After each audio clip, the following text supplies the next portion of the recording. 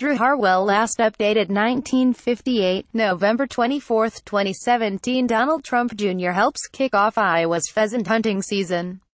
Donald Trump Jr. had just posted a batch of private messages he exchanged with WikiLeaks during last year's campaign, confirming reports that he communicated with the website that published stolen Democratic emails obtained by Russian military intelligence.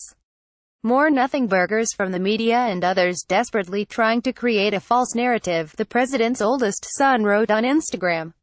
"Keep coming at me, guys. Donald Trump Jr. has grand political ambitions, some close to him say." Over the course of the week, Trump Jr. went on to tweet or retweet criticism of his father's 2016 rival, Hillary Clinton, actor George Takei, Senator Charles Schumer, and former Vice President Joe Biden, sharing unsubstantiated claims about him from an anonymously sourced blog post. Faced with deepening scrutiny of contacts he had in 2016 with people tied to Russia, the 39-year-old has adopted a provocative response: defiance. Read more. Trump be thankful for me. Trump's sanity not debatable. Trump's army crew improper in public appearances and on Twitter. Trump Jr. has taken an increasingly caustic tone, mocking critics and shoving himself into the scrum of the country's most polarizing debates.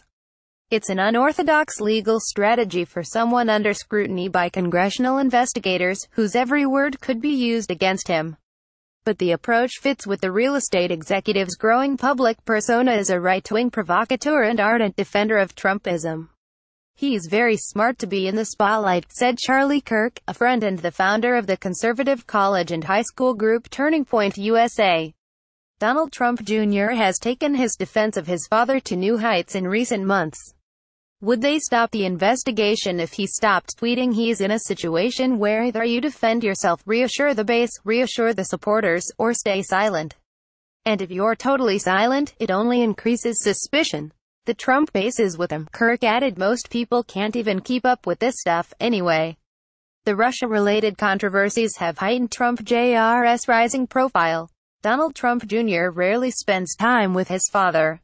Once a supporting character on his father's reality show, the vice president of the family business is now an in-demand figure on the paid speaking circuit and a political player all his own.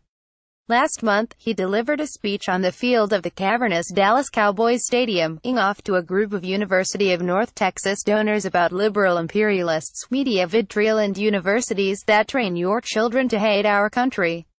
After the speech, for which Trump Jr. was paid $100,000, he did selfies with half the people who showed up, said G. Brent Ryan, a Republican megadonor and Trump advisor whose tax firm co-sponsored the 800-attendee event. Within hours, Trump Jr. was back on Twitter lashing out at his father's targets, from Republican Senator Jeff Flake, liberal globalist, to Clinton arrogance and entitlement, to opposition protesters. Apparently, my 3-year-old is consulting. 2 weeks later, he was billed as the featured guest at a party for Trump administration staff held in a chandelier-lit study at Trump's Washington, D.C. hotel, where dozens of high-ranking officials sipped cocktails and Trump wine from the family's Virginia vineyard. Trump Jr. referred questions about his activities to the family's private company, which did not respond to requests for comment. His brother, Eric Trump, said in a statement that Don and I are totally dedicated to running our family business, the Trump Organization, which has been an incredible experience. While our sole focus remains on the business, our father has the most important job in the world, and we could not be more proud of all that he has accomplished in his first year, he told The Washington Post. Don and I will always remain his biggest advocates and supporters. Trump Jr.'s grand ambitions. Trump Jr.'s attorney, Alan Futerfas, said that the president's son is exercising his freedom to speak his mind as a private citizen. He is simply voicing thoughts and concerns and his hopes for America that he shared on the campaign trail, Futerfas said in an interview. He cares deeply about these issues and there's no reason that he should not continue to express his opinion. Friends say the flame-throwing by Trump Jr., a devoted outdoorsman and father of 5 who spent the campaign revving up voters at camping outfitters and shooting ranges, is merely the response of a loyal son. If you were him and the main liberal media attack your father day after day, it would get kind of tiresome and you'd react too, said Doug Deason, a wealthy Dallas donor and investor who joined Trump Jr. last month for a pro-Trump Super PAC's fundraising strategy session at Oilman T. Boone Pickens' mega ranch. Others who know Trump Jr. see grander ambitions. "He is more of a politician than his father," said Louise Sunshine, a former Trump Organization executive who has known the Trump kids since they were born. "Donald was a businessman, but Donald Trump Jr. is making it his business to be a politician." Trump Jr. did not always appear destined to follow his father's path, moving to Aspen after college for a year of fly fishing and bartending. But by the time his father launched his White House bid, Trump Jr. was a key purveyor of the family brand, having joined the family business and co-starred as a boardroom advisor on Trump's reality show The Apprentice. He traveled almost constantly for 18 months as his father's surrogate, mixing his outdoorsman bona fides with sharp swipes at Clinton, at one point warning she would reshape the United States into a socialist state. After the election, Trump Jr. and his brother took over managing the Trump Organization, which their father still owns. Eric Trump told the Post in February that the company and policy and government are completely separated. "We have built an unbelievable wall in between the two." This year, Trump Jr. attended the openings of a Trump-run hotel in Vancouver and a luxury golf complex in Dubai. Later this month, when his sister, Ivanka, heads to India as part of a White House trip, Trump Jr. will travel there, too, to help launch two Trump-branded tower projects in Kolkata and Gurgaon. But much of his public calendar appears dominated by politics rather than business. In recent months, he has headlined GOP dinners, fundraisers and rallies in Indiana, Texas and Montana. Some organizers said they broke fundraising records after donors flocked to hear his stories of life as a Trump. At one event for the Indiana Republican Party in May, captured on video by organizers, he said the first person to call his brother when Eric was expecting his first child wasn't his father, but Vice President Mike Pence. Last month, a day after the Trump Hotel division announced it had hired a new vice president, Trump Jr. was hunting pheasants with a shotgun alongside Steve King, one of his father's top supporters. Presidential children traditionally serve to soften and humanize their fathers, reminding voters that the nation's leader can be a family man, too. But Trump Jr. has sharpened Trump's already pointed edges, often amplifying his father's grudges. On Twitter, he regularly jabs at the president's antagonists, from liberal media personalities to Republican politicians to kneeling football players.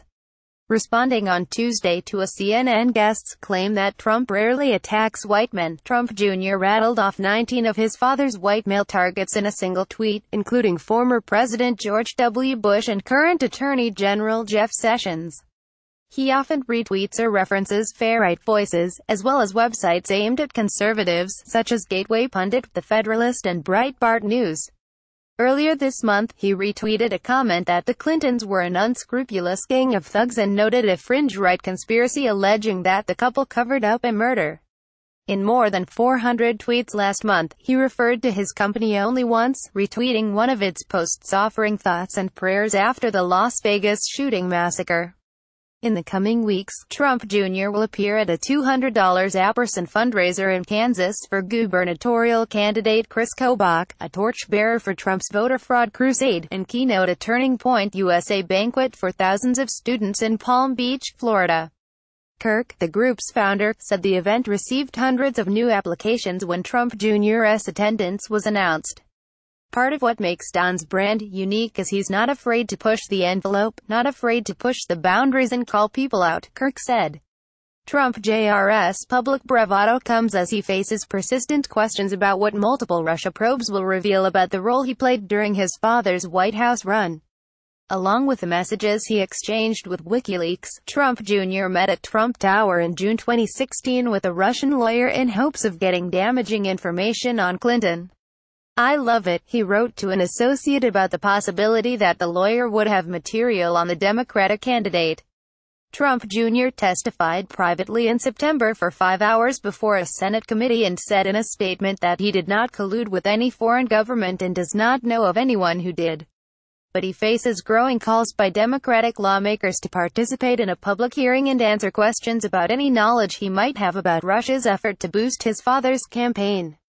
Senator Dianne Feinstein of California, the top Democrat on the Senate Judiciary Committee, told CNN in September that she expected Trump Jr. to take part in a hearing come hell or high water. Meanwhile, some of Trump Jr.'s friends said he is struggling with a more fundamental frustration, craving more of a connection to the man he called at the Republican National Convention "my mentor, my best friend." In February, Trump Jr. told the Post he had spoken briefly with his father but said he's got real stuff he's got to deal with. He told the New York Times earlier this year, "I feel ridiculous bothering him. Don barely talks to his father, and they barely see each other," said one person close to him who spoke on the condition of anonymity to discuss private conversations. "It weighs on him. It does. It didn't really hit him until laying the wreath before inauguration that this is so much bigger than us, and they're going to have to make sacrifices." Amid his angry missives or nostalgic posts about the president, whom he dressed up as for Halloween. On the anniversary of the election win, Trump Jr. posted photos of the two hugging and what he called his favorite piece of campaign memorabilia, an electoral map signed, "Great job, thanks, Dad." In one video, Trump Jr. says he had the privilege of being able to fly with his father to the White House. He can be seen in the helicopter window's reflection as the president walks away. The Washington Post.